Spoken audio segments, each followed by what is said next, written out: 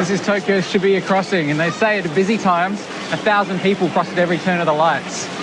But if you know Tokyo, you know that it's a city that exists on many levels.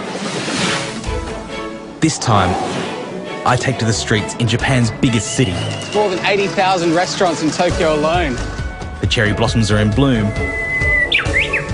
and its 13 million people are living it up on a dazzling array of magnificent cuisine. It's the land of the salaryman. And believe me, these guys know how to eat. It may not be one of my favourite fishes, but this is one of my favourite dishes.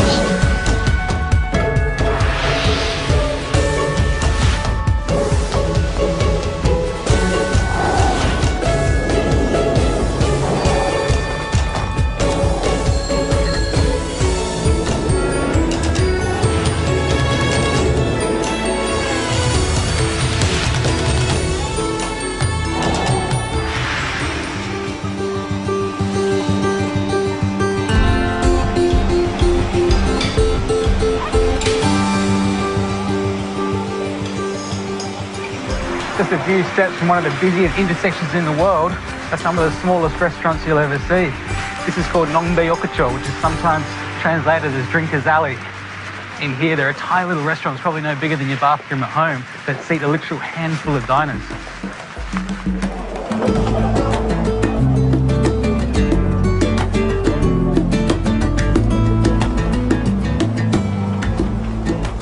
The owner of this little restaurant, Chizuru-san, has been running the same place for 28 years. And for her, it's not about big bucks or huge restaurants. It's about hospitality.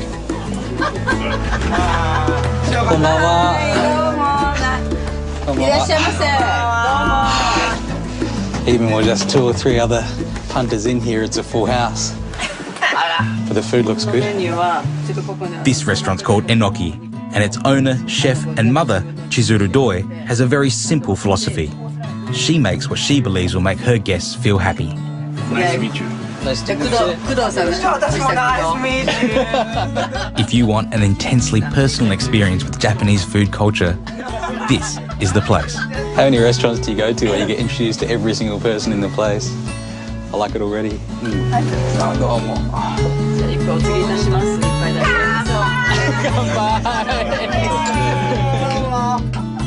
It's as if you have your own brilliant home cook sharing her kitchen with the world. And today it begins with an arrow squid and wasabi starter. Spot on.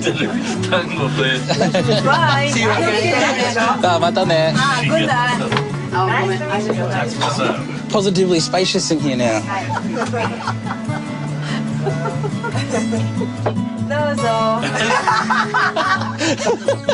Next is potato salad.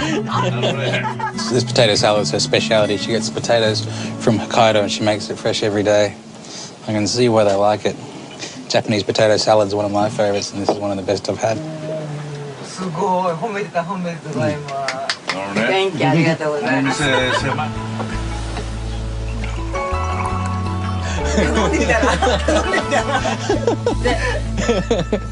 I'm about to try something I haven't tried before, and it's actually the fin of a pufferfish, a poisonous pufferfish.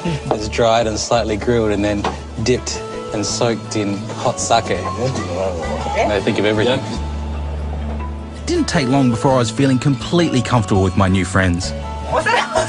Maybe it was being forced into each other's personal space, or maybe it was the fugu fin, or maybe it was both.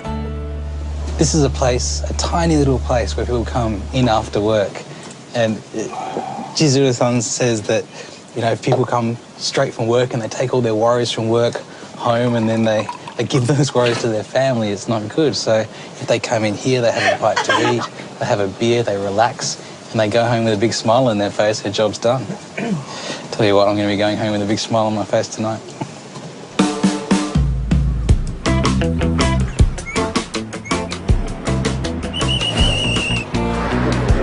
"13 million people live in Tokyo. It's one of the world's truly global cities. And if I can give you a tip, the best way to get around is on a bike.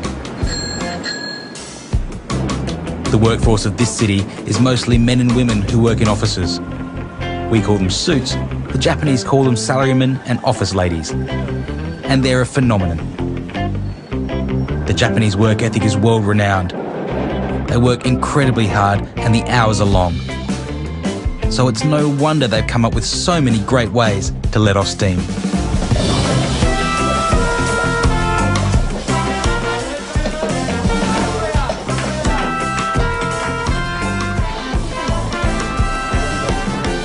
If a salaryman had a spiritual home outside the office, it'd be a place like this in Izakaya.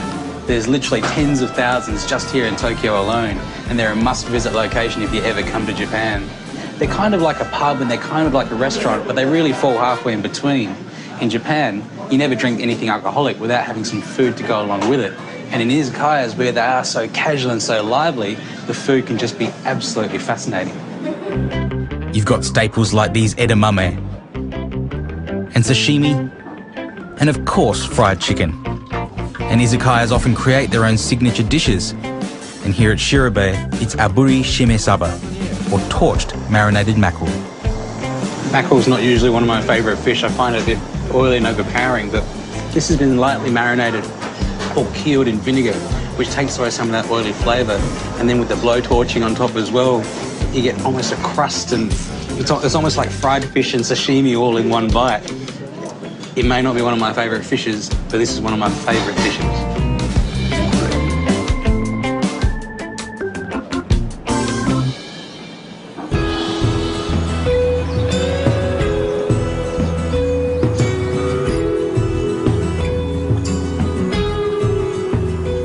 Almost every izakaya in Japan will serve fried chicken, or as it's known here, karaage. And the best cut for karaage is chicken thigh. We're cooking it 3 times over very high heat. I want to leave these cuts fairly big, so just maybe the thigh fillet part in half. And a really quick marinade. You don't need to marinate chicken for too long. Some soy sauce, a few tablespoons, some sake, the old favourite, a couple of tablespoons of that. And then some sugar, and I tend to use sugar a lot whenever I'm using soy sauce just to balance out the flavour there. Grate about a tablespoon of ginger. So all I'm after from this ginger is actually the juice. And that way we get all the flavour of the ginger without the texture of it. Perfect for a marinade like this. I can just leave this for about 10 minutes or so. The secret to a good karaage is this. It's katakuriko, and that's potato flour. And chicken's been marinating, so we'll just take it out of the marinade and toss it through. And this is a really important part of cooking karaage. If you let the air go over the top of the dusted chicken for about 5 minutes, it'll give you a really crispy coating when it's fried, and also allow the coating to stick to the outside of the chicken. Now we're ready to fry. We want a really hot oil, upwards of 175, so 175, 180 or so. And this is exactly where we are right now. Another best friend for this process is one of these, kitchen timer. And we'll set it to 5 minutes because that's the whole process from start to finish. So 5 minutes, and we'll drop in maybe 4 or 5 of these pieces, just to start with. Go. These go in for a minute first. You don't want to overcrowd a pot like this because that'll really reduce the temperature of the oil. Do it in batches, and that will keep our oil hot and make sure you get the right results when you're frying. Just take those out, and I'll leave them on a rack here to rest for another 30 seconds. While it's resting, that residual heat is working its way through the meat. Back in for another 30 seconds. The other thing that this does, it allows you to really hit the chicken with a blast of oil, because as you're taking the chicken out, the oil's coming back up to temperature just by a few degrees, and that can really make a difference. You can see how the colour is changing. What we're looking for is a lovely golden brown, or as they say in Japanese, kitsune iro. And the literal translation of that is the colour of a fox. It's our last fry now, so final 30 seconds. It's nice and crispy on the outside, but if you feel the inside, it's still slightly raw. But after the final fry and the final rest, it should be just perfect. And there's our pieces of chicken ready to come out. They're nice and golden brown, or the colour of a fox. a final 2 minutes of resting and they should be absolutely perfect inside. Drop on our garnishes, piece of lemon and one little shishito pepper. And then what's Japanese fried chicken without Japanese mayonnaise? Big blob of that there. And our final little touch, shishimi togarashi. It's a mix of 7 different spices. And just to flavour our mayonnaise, a touch of that on top. There we have it. Karaage, Japanese fried chicken, fried 3 times.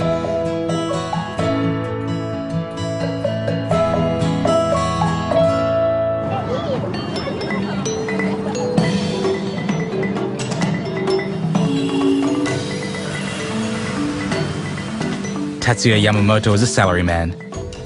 6 days a week, he starts work at 8 a.m. and finishes at 10 p.m. 日本のサラリーマンはそれに関して2種類いるかなと思ってます。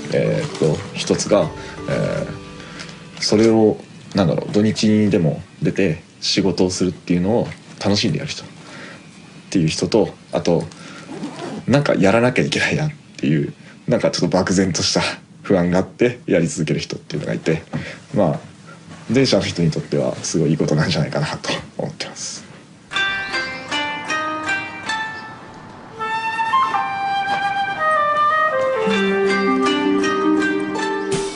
Today's a special day. It's Hanami, or cherry blossom time. And as the youngest salaryman in his company, it's Tatsuya's job to claim a spot for his company party. もし席取れてないのに先輩たちが来ちゃったとかだともう大問題なんで、そこは必死に取りに行くイベントですね。The party isn't scheduled to start for several hours, so Tatsuya has a long wait ahead of him. So we'll come back and see how he's going later on. But first, a spot of golf, Japan style. The life of a Japanese businessman, or a salaryman as they're known as here, can sometimes seem pretty bleak. Long hours working at your desk, working for the man, and sometimes coming to a place like this, a driving range to let off some steam. And whereas we may look at our retirement as strolling along a beach or opening a little cafe in the Blue Mountains, a Japanese salaryman tends to have one thing on his mind, and that's breaking the bonds of corporate slavery and opening his own ramen shop. Ramen is Japan's soul food, and there's 4 main kinds: shio, shoyu, tonkotsu, and miso. But the possibilities are endless. This is yuzu shio ramen, the specialty here at Afuri. This is what I love about ramen. In this little frame of a bowl here, every single piece and item has been thought about, even down to the line of sight from the diner sitting down to see those mountains reminiscent of the name of this restaurant. The angle of the piece of nori, the little cross of yuzu citron here. We often think of wine as being the terroir of a particular region or the expression of a particular grape, but ramen goes kind of the opposite way. It combines things from all over the place to give you, I guess, a chef's or an artist's eye view of the entire world, all framed in one little bowl.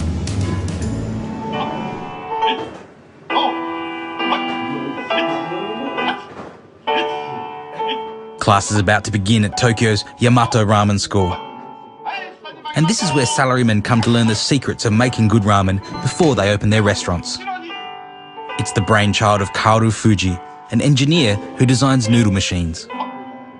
要するにこれからですね、要するに飲食ビジネスは料理かけるアートかけるサイエンスかけるユーモアかける哲学フィロソフィーです。すごいですね。いえいえ。それフィロソフィーが好き。フィロソフィー。これがないと飲食ビジネス成功しないと思います。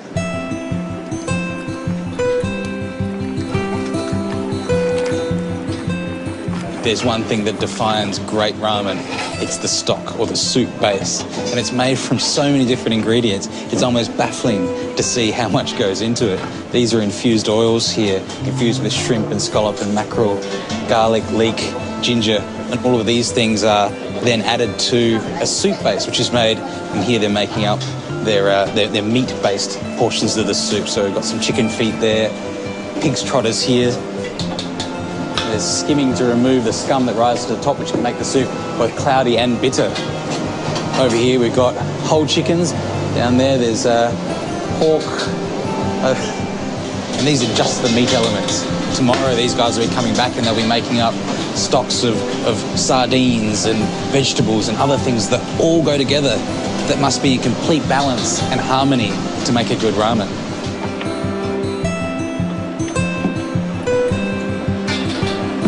This is a slightly scientific process here, so they're on induction stoves, just keeping it at a constant temperature and a constant boil.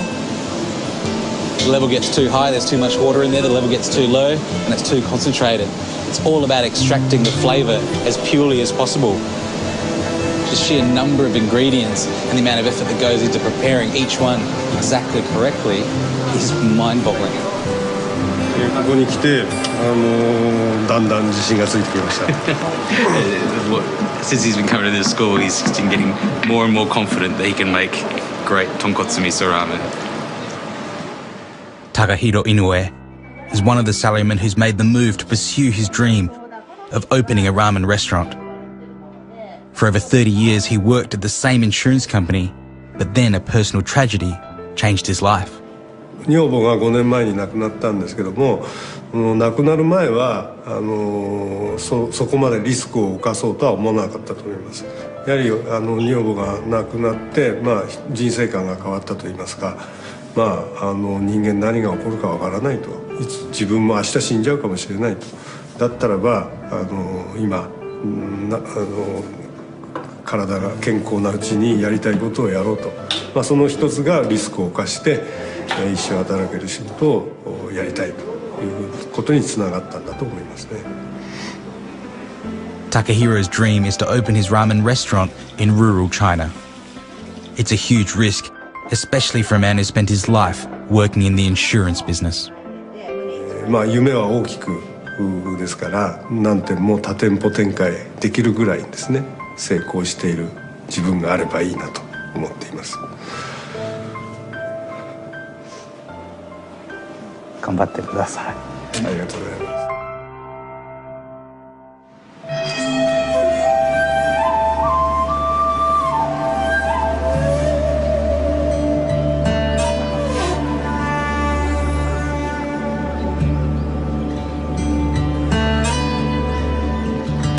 Bentos are another Japanese favourite. People love them. You can get them anywhere, from little bento shops or even at the train stations. This one's pretty special though, because you can pull this ripcord and on a cold day like today, it heats itself up. I'm taking this one to a buddy of mine who's been working very hard.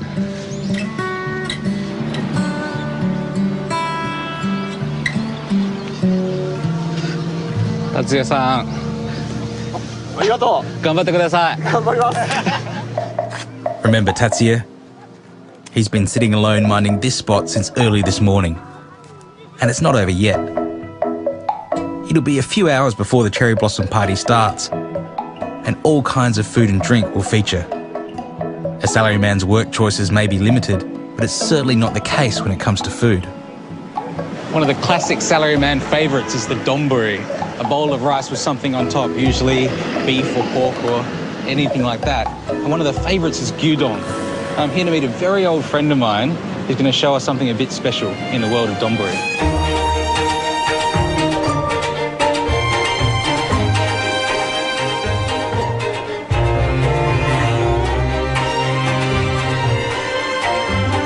Matthew Crabb is executive chef and co-owner at Two Rooms in Tokyo's fashion district. He's worked at Tetsuya's in Sydney and Tokyo Park Hyatt's famous New York Grill. I can't wait to see his version of the humble donburi. If you have a look at our menu, it's basically most of it, or 90% of it is Japanese produce. It's not cheap, but it's just so beautiful. It's nice to blend it in with the Western flavours. We wouldn't call it like, what do you call it? When you mix the Western and... Yeah, the fusion thing. No, we actually respect the ingredients and bring out the best of them, basically, simply. Matt begins by cutting a Wagyu rump into small cubes. It's quite rich, so you don't want to serve too much per portion.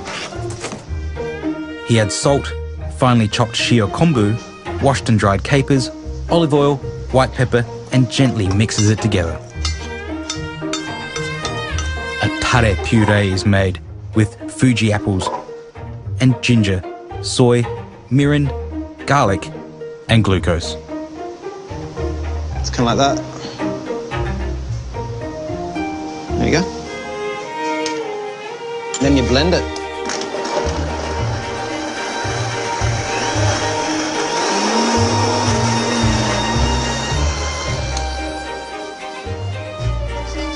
And the sauce is simply freshly grated Shizuoka wasabi mixed with the hyper-reduced chicken jus and sherry vinegar.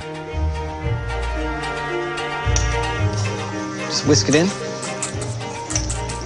And just taste it, see if it's okay.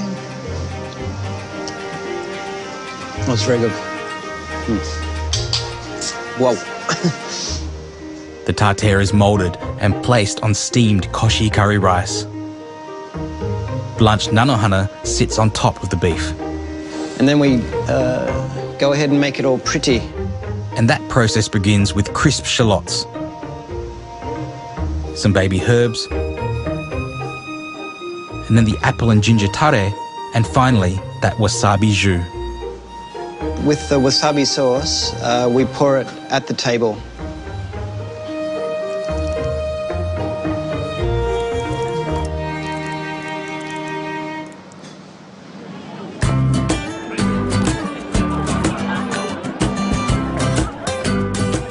So finally it's party time, and crowds have gathered under the cherry blossoms right around Tokyo for Japan's favourite time of year. In Japan there's even a phrase, hana yori dango, which means the food is just as important as the view. So today I'm making a dish called sakura mochi, which is a sweet. We've got to start with these. These are cherry leaves that have been pickled in a really strong brine solution so that they're fragrant and also a little salty. I just need to soak those in some fresh water to remove some of the salt. We don't want to remove all of the salt because actually the salty flavour is what makes this dish so special. It's the contrast between the salty pickled cherry leaves and this sweet bean paste. And the way I've made this is just soaked some red beans overnight, boiled them for 2 or 3 hours with some sugar and ground them into a paste, and that's what this is called anko, bean paste. Next thing I need to do is to make our batter, and so into that goes our glutinous rice flour, shiro tamako, about a tablespoon of sugar, and slowly add some water. It's important to add the water slowly so that you can mix out all of the lumps from this glutinous rice flour, because it does tend to stick together.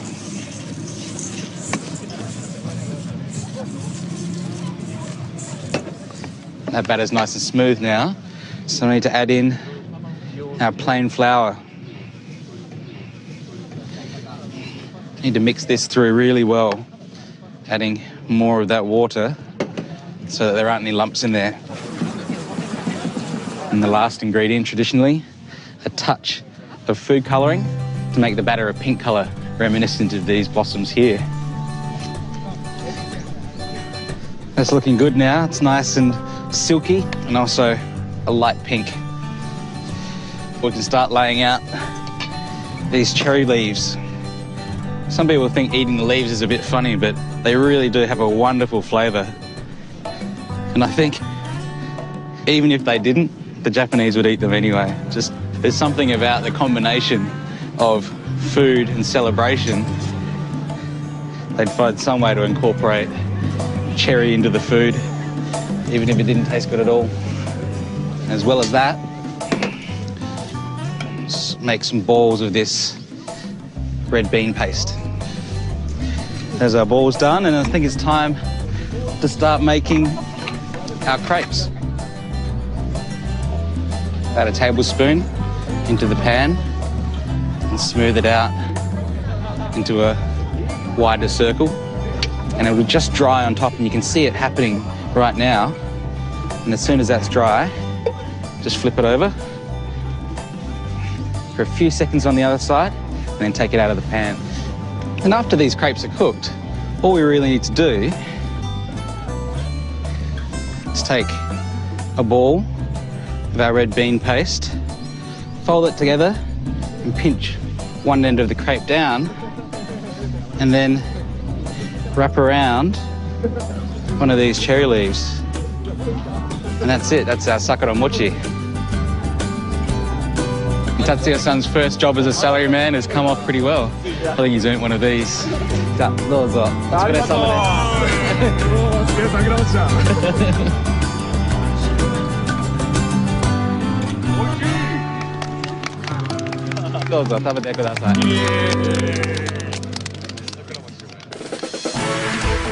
Next time, I venture to the outskirts of Tokyo to taste sublime tofu. Really wonderful. Then back into the heart to meet the chef of Asia's #1 restaurant, Yoshihiro Narisawa. He's given form to an experience. And just wait until you see the food halls. Not a blemish anywhere. These are the supermodels of fruit and vegetable, for better or worse.